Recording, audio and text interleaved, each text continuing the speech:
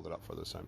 Hello! Hopefully you guys can hear me. I have on these little headphones, which sometimes make for better quality audio. Happy Friday to you guys. And for those of you who still haven't got out from because of the pandemic, I feel for you. I want you to know that we open the day use areas in the park, and you can, if you're local, it's easy to come down here and just do a day use hike, and I highly recommend it. There's not a lot of people out here today, but there is one of our interpreters came back. Yay, Mary's back. And she's going to be talking about animal tracks on, we think, Tuesdays or Wednesdays.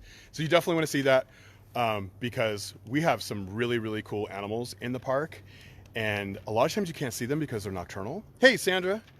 And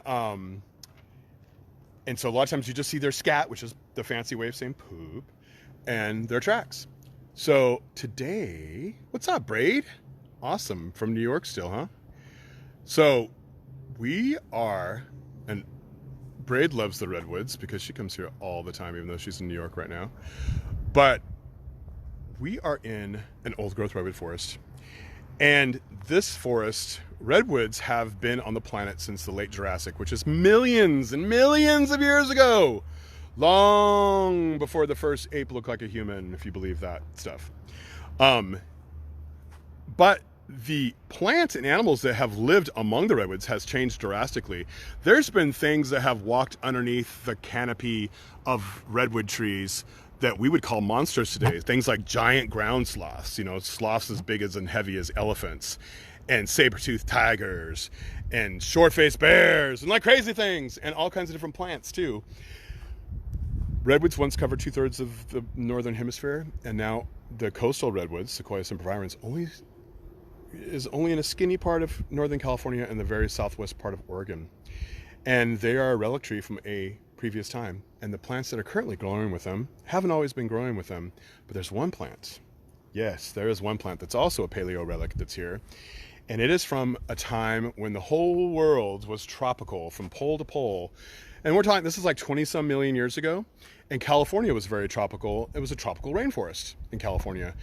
And we had several different species of avocado trees. Can you imagine? And being in Northern California and just eating, I love avocados, so that would have been awesome. But all the avocados, when extirpated, so extirpated means extinct within a certain boundary. So they were extirpated from California by weather conditions. But one of them adapted and survived and is still here today. Hey, Shanna. Hey, darling. So we are going to meet this paleo relic. So paleontology from a long time ago, relic, something that's left over, a relic. And this is it. This is bay laurel, Umbellarea californica. And some of you may know this plant by a different name. In fact, you can get into a really good debate with people over what this is called. Because someone could be like, oh, look at this plant, it's bay laurel. And someone's like, no, that's Oregon myrtle. And someone would be like, no, that's not. That's headache tree. And someone like, no, that's pepperwood. I live in the town of Pepperwood, and that's pepperwood. Actually, Pepperwood is a town just north of here. Some people will be like, that's cinnamon bush. Other people will be like, no, you guys, that is definitely stink tree. This is Umbellarea californica. It is a paleo relic. It is one of the only 2 or 3 trees left over in California from when California was tropical. Okay, pole to pole, the world was tropical during the early Paleogene, and you can look that up. Tertiary period. Yep, Megan calls it pepperwood. So pepperwood, aka bay laurel, has some really cool magical powers, and one of them is, see how it's green on the branch? So when it's green, that means there's this thing called chloroplast in it, and you don't need to remember that, but photosynthesis happens because of the green part. And that photosynthesis is magic, okay? Again, just because you can explain some phenomena scientifically doesn't mean that it's no longer magic. It just means that you're a wizard. So you guys ready to become wizards? Because I'm gonna tell you something magical scientifically. That is, plants can turn sunlight into sugar, which drives all life. Okay, all it needs is some carbon gas and some water, and it's on. And that's what supports all life on the planet, is photosynthesis. And the bay laurel can do photosynthesis in its branches, which so leaves, most trees are student leaves, but the bay laurel can do it in the branches. And that's, a great thing to have when you live in the redwoods, because the redwoods is a very, very shady place.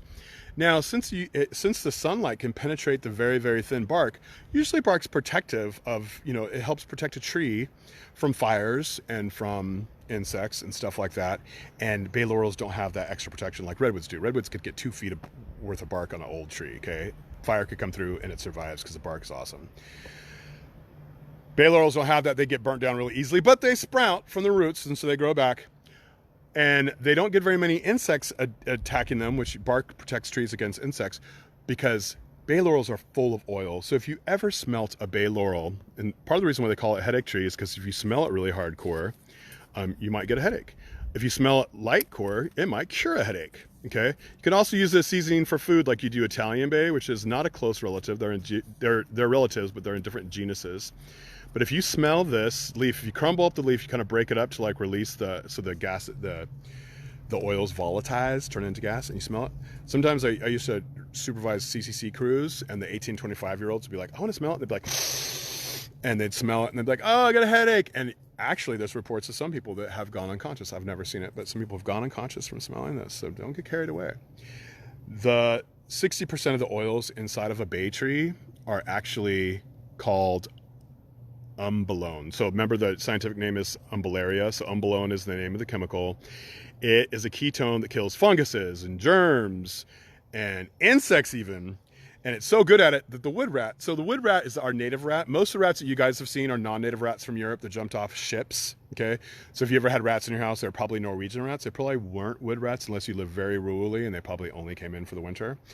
Because they're not human, they don't like humans. But the Norwegian rats and a lot of the European rats, those are the ones that are in our cities. Those sewer rats, brown rats, those are all non-native invasive species, okay? Not from here. But our native rats, they build wonderful stick houses. The males do it in trees and the females do it on the ground. And it's usually just 1 or 2 rats per house. And the females are super interesting, and I love wood rats. They take the bay laurel leaves and they line the floors of their houses with them because they instinctively know, they know from observation, I don't know, but bay laurel leaves kill flea larvae. And if you have fur and you're a rat, fleas are like, that's something you want to deal with, is some fleas, right? So they change the leaves every 3 days. It's really fascinating. I don't know how they know how to do that. I don't get it, but it's cool that they do. And you know what? People have done that too. People have lined their floors with, leaves over the last thousands and thousands of years, because people have been using bay laurel for spiritual significance. The nuts are edible. The leaves keep away insects. So humans, we've been, bay laurels aren't new to us. They're paleo relics. We've known for thousands and thousands of years. So we're going to walk down here and talk more about bay laurels. So the umbellone is the ingredient that keeps a lot of insects away. So you don't often see like birds gleaning in pepperwood trees, bay trees, because there's just not as many insects as there would be in a willow and oak. Willow and oak would be like a buffet it'd be like food court with really good restaurants. And a bay laurel would be like a little stand that says, we don't have any more buns. You know what I'm saying? Like there's, you definitely want to go to the food court and the buffet, and that's oak or a willow. That's going to have way more insects on it. So let's come down here and we'll look at some small ones. Braid says, I just rub the leaf in my hand for smell. It lingers on fingers and doesn't injure the leaf. Yeah, and you know what? You could also rub it all over you, and then the animals can't smell you. So if you take a shower, but you don't use soap, and then you put the bay on you, you could probably go do some good wildlife observation, because if you're upwind or downwind, upwind of an animal, it will smell the bay and it won't smell you. So those of you who are like hardcore animal trackers, there's your thing right there. So here's a little bay, and not a lot of things. Oops, I need to put this like this. Okay, so not a lot of things eat bay leaves, even though bay leaves have like 25% protein. It's a very, very, very, very, very high protein plant, and the deer will eat it. And so that's one thing that is very cool about it. And not a lot of bugs, but a lot of deer, but the nuts are edible. So here's the flowers. I'll just talk about the flowers first. The flowers are pretty cool, and I won't go deep into them, but these are not really petals. Those are modified leaf called sepals. It has like very small petals that you can't really see. So it's, you know, it's a Paleo Relic. It's an old plant. It's got interesting flowers. And then the fruit looks like this. So it's got like avocado-like fruit with a really big seed in it. And because it's related to avocado, remember, it's a Paleo Relic from tropical times. And my friend is Pomo descent, and she made roasted bay nuts for me one time.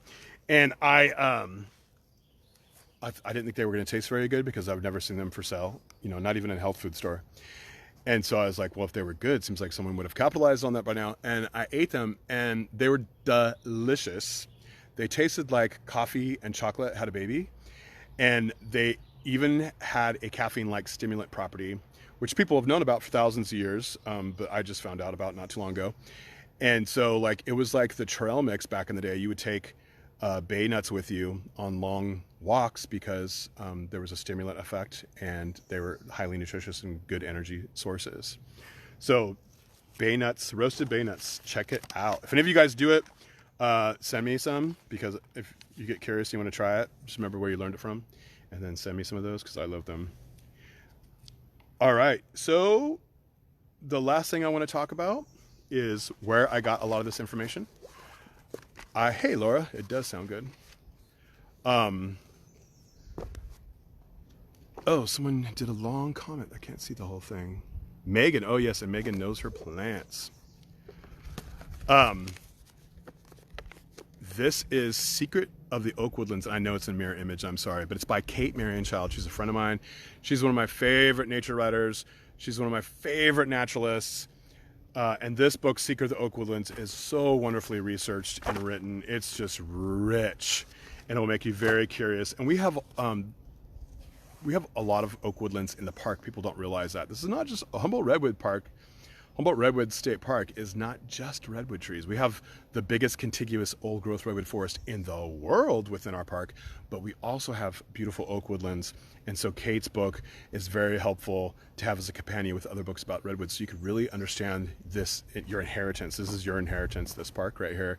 And it's beautiful and it's wonderful. And there's parts of it that we're still rewilding, that we're restoring because parts of this park have been hammered in the past. And so we just really want you to come here and see all stages of it, and see the oak trees and see the redwood trees and enjoy this place and see the bay trees. So thank you very much for joining me. Please like and share. And I'm doing these Fridays at 3:30, and maybe I'll still be doing them Sundays at 3:30. I'm not sure. I'm having a bunch of seasonals come on, and some of them have never done interpretation before it. And so I'm going to be with them in areas that don't have good reception. So we'll see what happens in the near future. But in the meantime, thank you very much for joining me, and I hope you guys have a wonderful weekend. Get to the park and come to the park so you can smell bay leaf if you haven't done that already.